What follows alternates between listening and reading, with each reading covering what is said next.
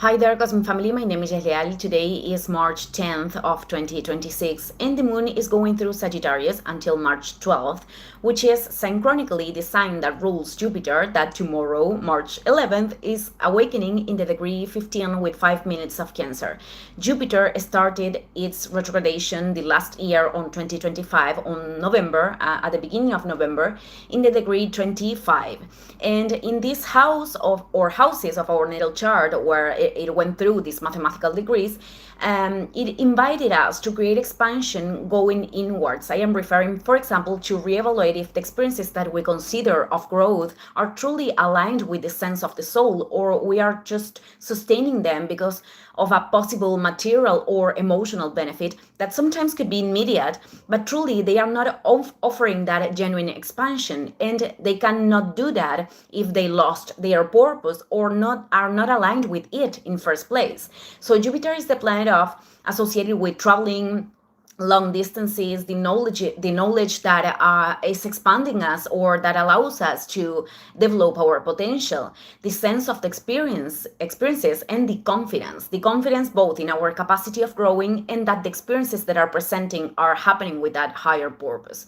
Also responds to the perception of abundance in our life. This means to see resources, virtues, opportunities along the experience, or the lack of it because of limitant structures of thought. Beliefs are also expressions of Jupiter. And in this sign, it is going to adopt the qualities of water. In here, we want to generate opportunities of profound emotional nutrition that are making us feel in plenitude at home. It could be a symbolic home, for example, when we are totally immersed in a task that we feel very aligned with oneself. We can enjoy and we can feel abundant while doing that beyond the material results. This doesn't mean that we don't have to seek for those material results, but if they are at the service of the expansion. But the motivation of the basis is the seeking of inner growth, which has no end.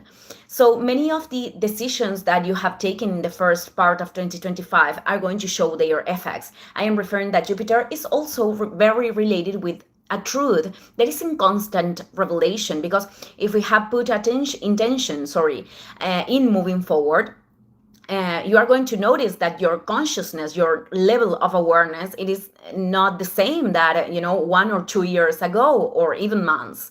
So the shadow of the energy could be denial of an experience or an uncomfortable truth, from forcing ourselves to see that situation that clearly isn't working as something in an optimistical way, or with possibilities of bringing benefits, when it is truly happening the contrary. So many times this happens because facing that uncomfortable truth breaks a system of thought that we were basing our path, we were using as a foundation, and that moves us to change and to make other decisions.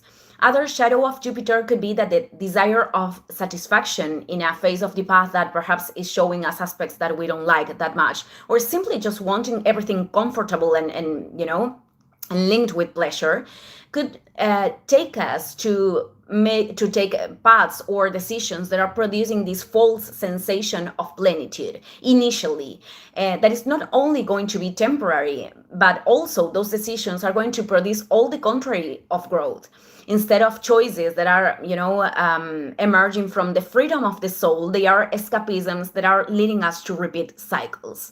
So here in Cancer could also produce this amplification of emotional states. If there are forms of thought or beliefs that are very rooted, that, for example, are coming from our family core, the first years of life, or other conditionings like religious or cultural ones, when that is preventing the expansion, they could emerge right now, so we can observe them, and so we can open and amplify our mental structures in a way that we can receive light. Because every time that we are turning our mind a closed system, what we are doing is limiting ourselves and preventing other possibilities, new senses and perspectives of reality that could be very nourishing and that bring peace.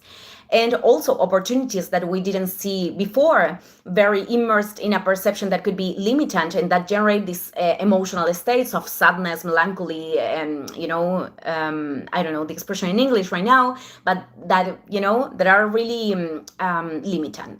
So as much as we can confuse enthusiasm and plenitude as this temporary euphoria for because of an external situation that appearance that seems to be beneficial, but it doesn't have genuine purpose. So perhaps these days you are finding yourself like going between these emotional states, between the optimism and the sadness, because the energy of Cancer has this tendency of change in terms of emotional states. The ruler of the sign is the moon, and it changes every 2 days and a half.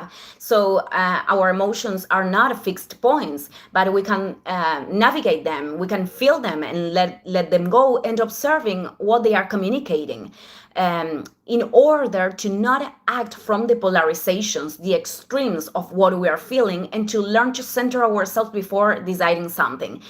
Doing this as a practice that we develop in the experience itself. So right now that the retrogradation came to an end, topics linked with purpose, home, family, the relationship with the mother, the bond with the mother, or the way in which we can occupy that archetype in areas of our lives, even for ourselves, the nourishing quality of our relationships or the lack of it is going to be put in evidence. Also, patterns and beliefs that respond to dynamics that we have experimented in our families that could be very rooted still in us, that could be impacting our relationships or other projects in a way that is preventing us from growing, experiences of the past that are not transcended yet, that are influencing a lot our present.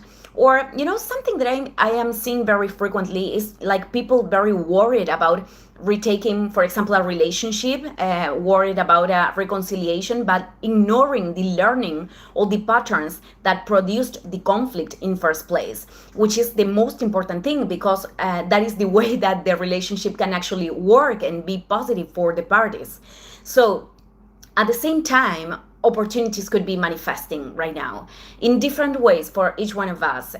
For some people, could be about the transcendence of things that are not fitting them in an energetical way and letting go of whatever thing is relating those people to those spaces, or other kind of bridges for experiences that genuinely make us feel enthusiastic or protected and sustained by life. This quality of protection and sustain is part of the archetype of the mother, as an energy.